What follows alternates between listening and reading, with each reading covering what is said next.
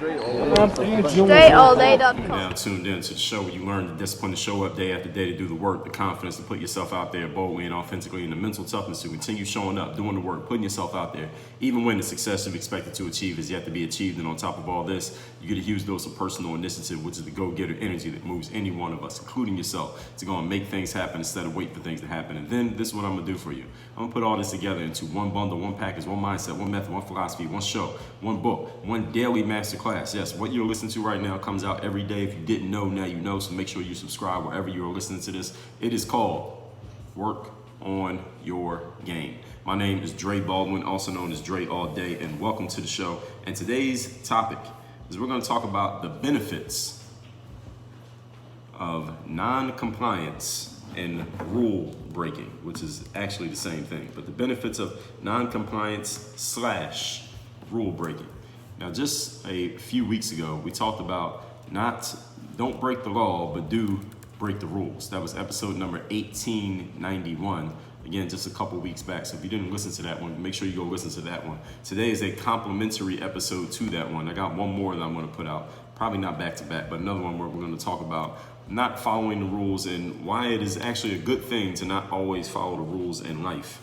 Because why am I going to do that? Why do I know I have another one coming on that? Because again, over the last year, I think we've seen a lot of people who have either decided to flout the rules or have become so dogmatic when it comes to following the rules, have not even realized that maybe you've been giving up a little bit of your own freedoms. I'm talking about your human rights as a human being, not your human rights that are awarded to you as a privilege by your government, but your human rights as a human being that are awarded to you by I'm talking the constitutions and Bill of Rights going way back before any of us was even alive. But before I even get into any of that, let me inform you that I have a text line where I want you to send me a text message and tell me the best insight that you got from today's class, something you're going to do differently based on what you heard here today, an eye-opening statement that you heard from me, maybe your favorite quote from what you heard. If you have a question, challenge, or criticism of something that I said, I'm open to that as well. You can share all of it with me by texting me at 305-384-6894. Again, 305-384-6894. When you text me there, you can share whatever it is you're going to share. You can communicate with me directly. And once we confirm you, you will be in to receive my daily motivation text messages, which I send out every single morning. So if you want to get my daily motivation text, you can just text and say hi right now, and you'll get the daily motivation text, even if you don't have any feedback from what you hear in today's episode. So again, that number is also down below in the show notes. So the benefits of non-compliance and rule breaking. What really got me thinking about this was a trip that I made to Europe in the summer of 2021. And because I was traveling to Europe, I went to the country of Georgia, not the state of Georgia, but the country of Georgia. And that country required that you have a negative COVID test in order to travel into the country.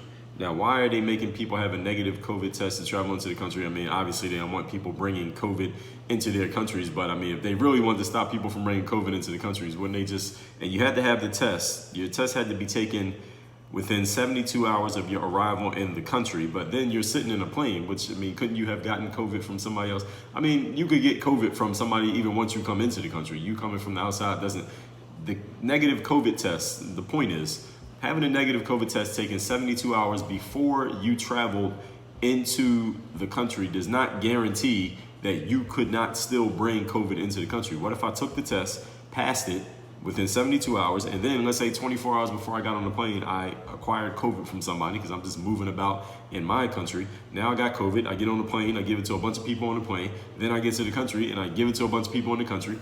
And so it doesn't stop me from passing COVID around if that was what was gonna happen anyway. I don't think I could do it on purpose, maybe I could, but that wouldn't stop me from passing COVID around. The whole point is those negative tests were not free. I paid, well, Delta owes me some money, as a matter of fact. As of this recording, Delta still owes me money. So Delta Airlines, y'all came by, y'all sent somebody by, a flight attendant to my seat while I was on my flight coming home from Europe, and thanked me for being a frequent flyer. So give me my motherfucking money for the extra test that I had to take. I had to take an extra test because Delta gave me some bad information as to when that test needed to be taken and the parameters of all that. So it was $250 extra. So Delta, you owe me $250, and right now you're starting to accrue interest. So Delta is $300 now. Give me my fucking money for what you owe me for me taking that extra test. That's a side conversation for a different day. Now, these COVID tests, because these tests were not free. I think I paid like $200 or something for the original test, and another $250 at the airport for another test. And it cost people, these tests are costing people time and money, really for nothing, because I'm getting on these flights and people are not even, many of the flights that I got on, because I had a couple connecting flights between the United States and Europe going in and coming back, they weren't even asking to see the tests. So I paid money for these tests. They didn't even ask to see the test except in one place each time. They didn't have a system for checking the validity of the tests. You know what that means? That means I could have made up some fake bullshit tests and it not even been a real test. I just make it look like it's real. And I know what the document looks like now. I could just make a copy of that document and just come up with a way to make it look like it's a real thing, and it's not even real. Something that I show on my phone or something that I print on a piece of paper. Don't pay for it. Not even get a test at all. Not even know if I'm COVID positive or COVID negative. I could have used that and spent much less money. I could have went to FedEx Kinko's and spent $6 making some documents, making some copies, rather than spending $250 and actually getting that test done and having them stick that damn stick up my nose. Listen, it was all bullshit. That was the point. That's the point of me sharing this. It only works. The only reason that these tests are happening and the only reason that people are taking it serious is because of our choice to comply with what I see as some bullshit. Now, maybe you think it's more serious and it's keeping people from dying and keeping people alive. Listen, you can have whatever opinion that you wish, but you're listening to my show, so I'm sharing my opinion, and that's the prevailing opinion over here at Work on Your Game. It only works because people are compliant. The pandemic has taught me a lot about people's tendency to comply, and the herd mentality that can easily be triggered in a lot of people, engendered in a lot of humans when you push the right buttons, specifically the fear button. And the pandemic definitely pushed the fear button in a whole lot of people, and there's a whole lot that could be said about a lot of stuff and the way that things were handled or are being handled. I guess we're not out of the woods yet when it comes to the pandemic, and it's not something that I probably wouldn't give a whole episode to it myself, since I'm not so keyed in on all of the specifics of the science and things like that. But as far as the human nature part of it, there's a lot of things that I've read about from other people who have worded it much better than I could. But what I'm going to talk about here today, I'm going to word it in the way that I do. It is not specifically about the pandemic, but things that happened in the pandemic were triggered the idea of what I'm going to talk about here today. So today what we're going to talk about is not complying and what benefits you can derive when you do not comply with what someone is telling you that you have to do, or some rule that you're allegedly supposed to follow. And I will give you one more episode that you should check out on this subject, which is the topic of being disagreeable. And I told you in episode number 1698 why being disagreeable is actually the key to your success. So if you haven't heard that episode, then again, it's episode 1698, linked down below in the show notes. Let's get into our points today. The topic, once again, the benefits of non-compliance and rule breaking. Number one, when you do not comply, you will find out that many rules, quote unquote rules, are purely arbitrary and have no solid foundation upon which they stand. In other words, a lot of rules are only rules because people follow them. And if people just decided, I'm not following that rule anymore, then the rule will just fall apart. Just recently, over the last week, I believe it was this past, I'm recording this in mid-July of 2021. When you hear it, we're probably into August. But I'm recording this in mid-July, and I just heard that in the state of California, because of a variant of the COVID-19 virus, because of a variant that is starting to spread, that the state of California, or maybe it was either the state or maybe a certain part of California, Southern Cal, was reinstituting the mandatory mask rules. The mask mandates were going back into effect because of this new variant. Now, you may have your own ideas about this. Maybe you've had someone that you know who has had COVID and got very sick from it.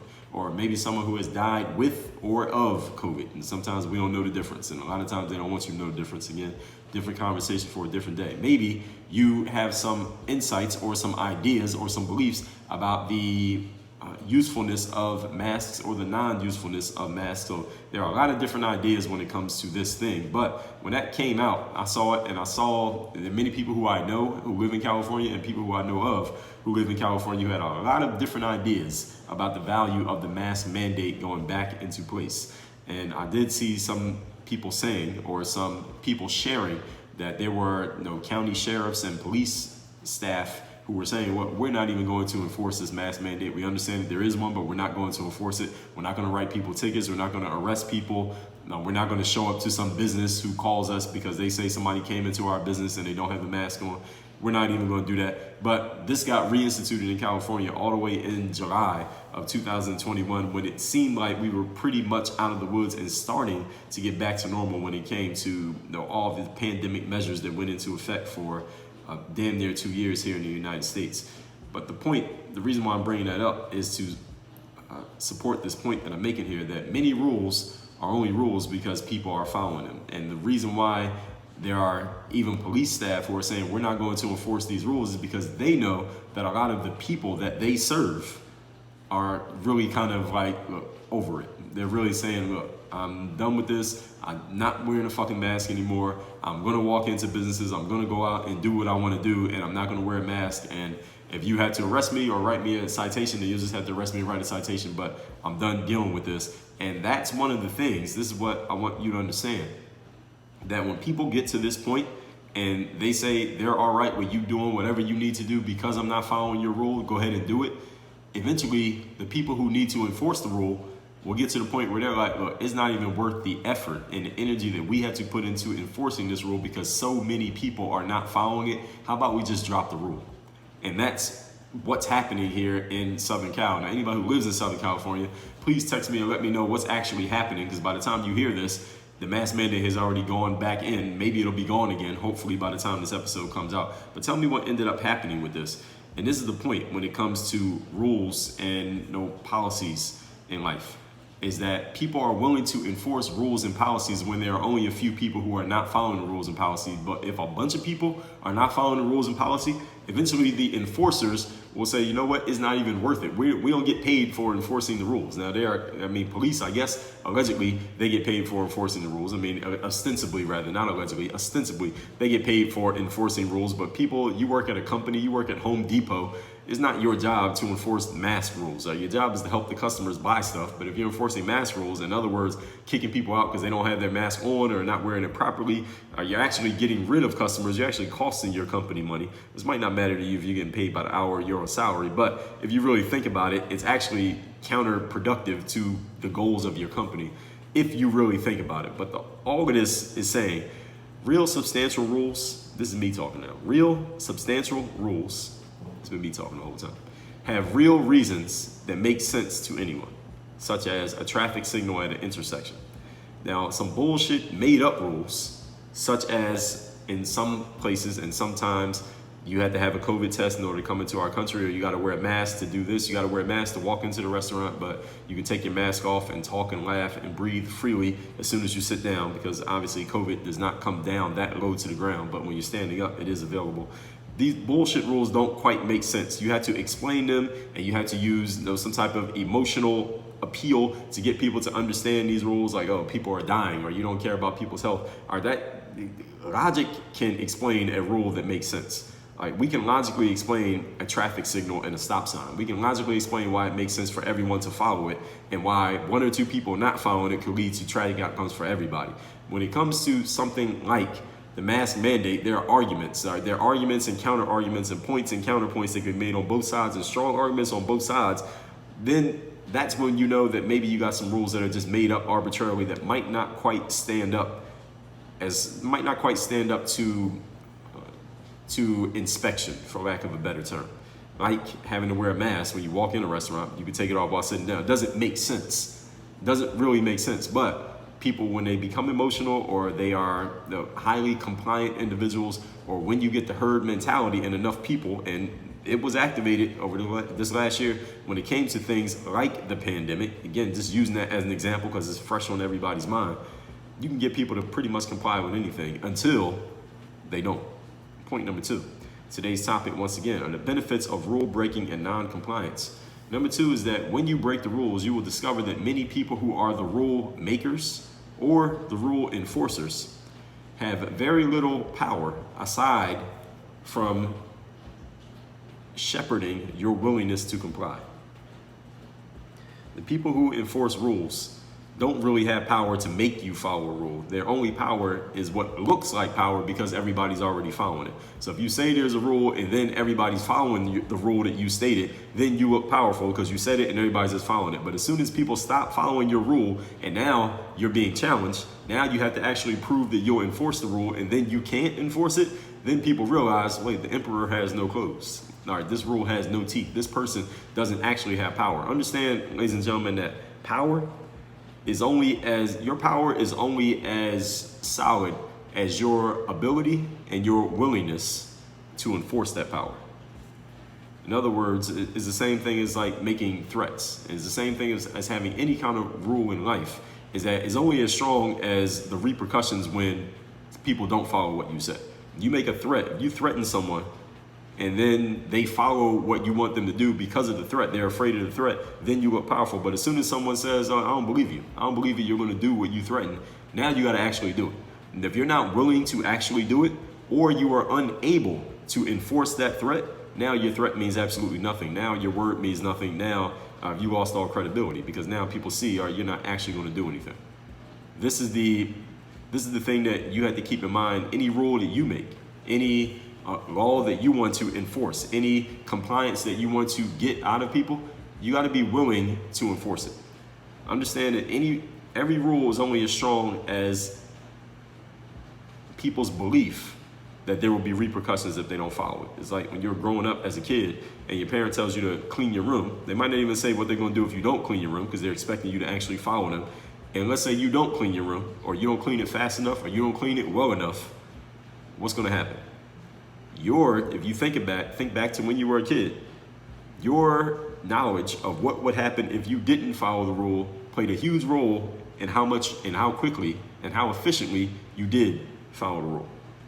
So this is what we discover in life, is that a lot of enforcers have very little agency, again, aside from people's willingness to comply. I told you the anecdote of how I was at a baseball game earlier this year, and the quote-unquote head of security, he claimed to be the head of security, but he had very little authority whatsoever, because all he did was come over to me and he said, well, you have to take your feet off of the back of the seat in front of you, even though there was nobody in that seat.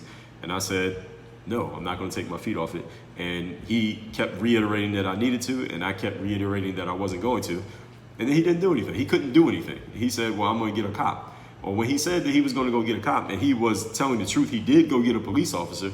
But the thing is, if you're the head of security and you have no more power than one of the ushers who's walking up and down the aisle the entire game, what's the point of you being the head of security? You have no power. Your word has no teeth, because you can't do anything. And if people don't listen to you, you have to go get somebody else. Then what's the point of you having the title that you have? You don't have any power. You can't do anything. And this is what you find often when you challenge people's authority, is that they don't actually have any. I'll tell you another story. This was probably about 10 years ago. This condo that I was living in, I had whatever car I was driving at the time, different place than I live now, different car than I drive now.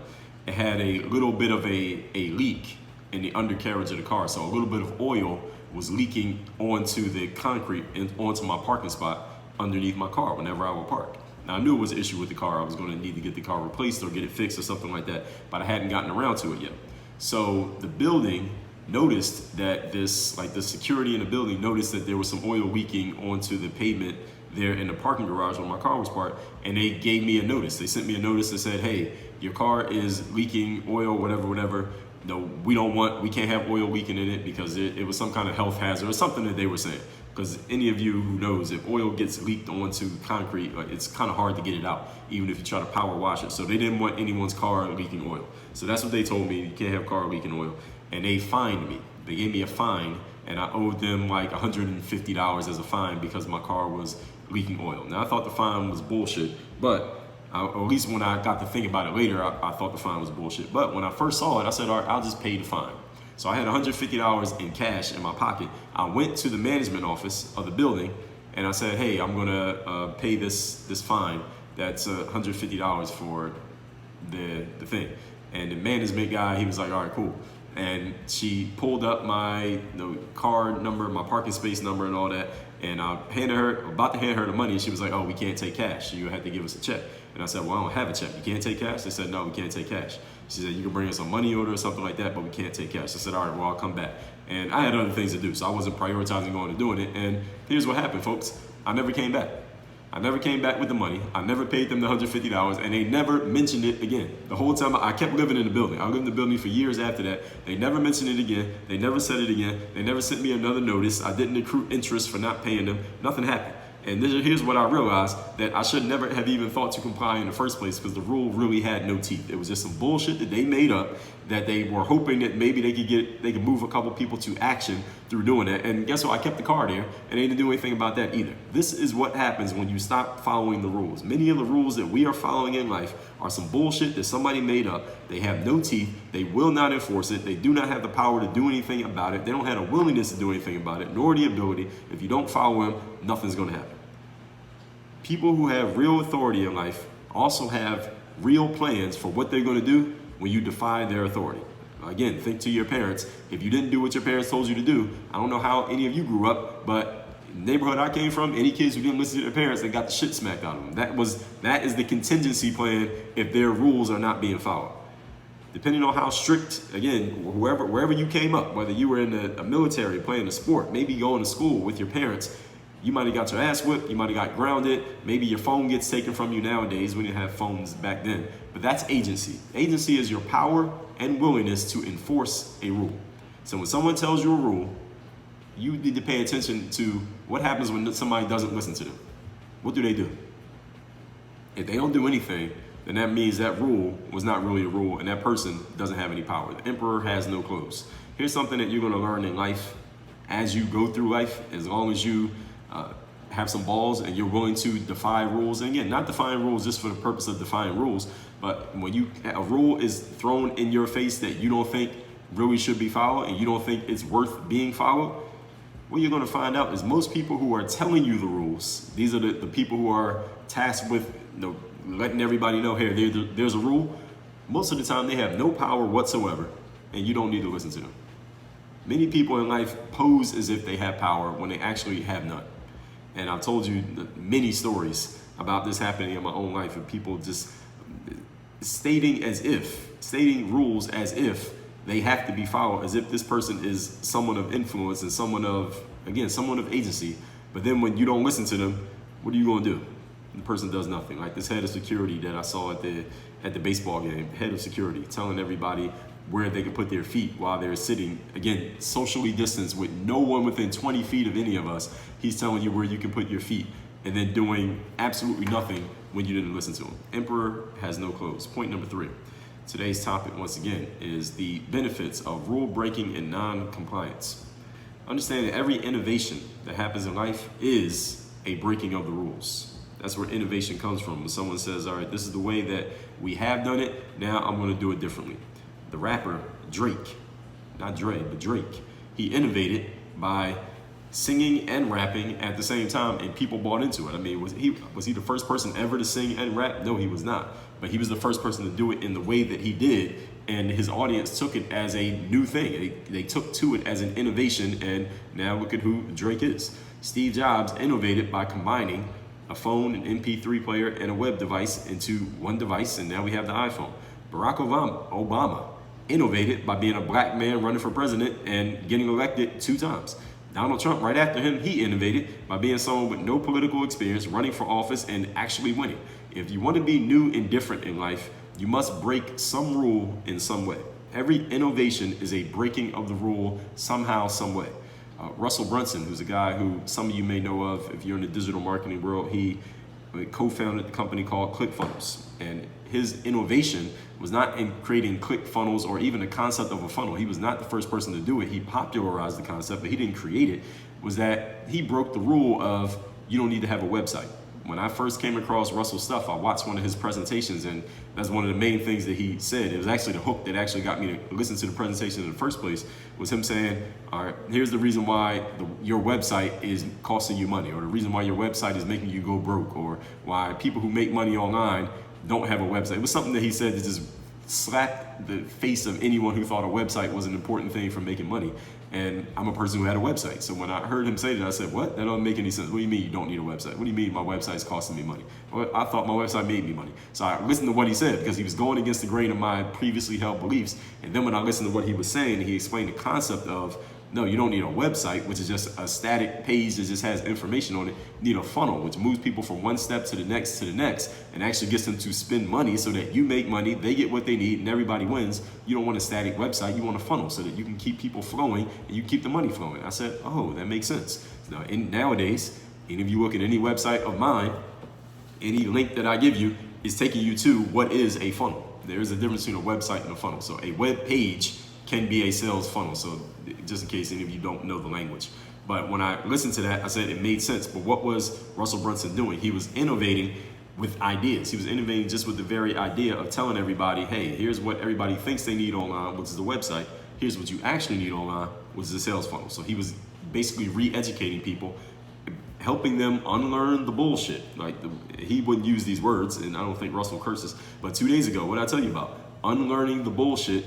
And the way that you help people unlearn bullshit is you take the bullshit that they already believe and you explain to them how what they used to think is actually not true, and you replace it with a new idea. So you replace the false belief with a new belief. That is in itself innovation. Again, look at these names: Donald Trump, Barack Obama, Drake, Steve Jobs. They all did the exact same thing. They took a belief that people had and replaced it with something new. They broke the old belief and they replaced it with a new belief. And you can do the exact same thing, but you must be willing to not comply and break the rules. Let's recap today's class: the benefits of non-compliance and rule breaking.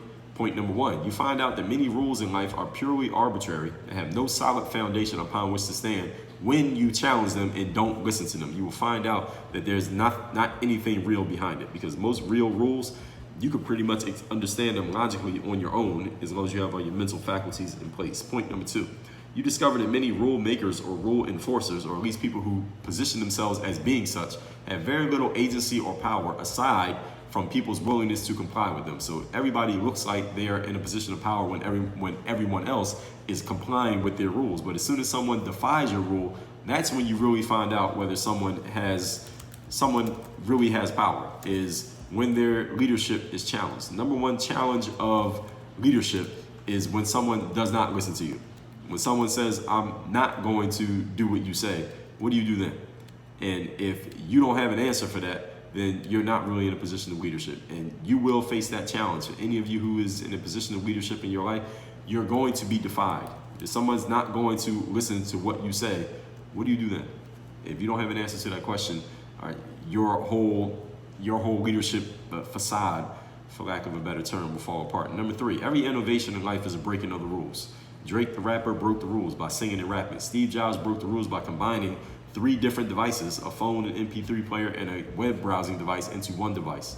Barack Obama broke the rules by being a black man running for president and actually winning. Donald Trump broke the rules right after him by being a no experience person getting into politics and actually winning. Russell Brunson broke the rules by saying a website is not what you need on the internet. What you actually need is this new thing, at least new to the people he was talking to, called a sales funnel. And they all were successful in doing so. Again, and I'm throwing a disclaimer there, just because you break the rules does not mean you're going to win, just to be clear. If you want to be new and different, though, you must break the rules. All right? Breaking the rules does not guarantee that you're going to win, but you must break the rules in order to innovate and win. Send me a text, tell me the best thing you got from today's class. My number, 305-384-6894. Work on your game. Dre, all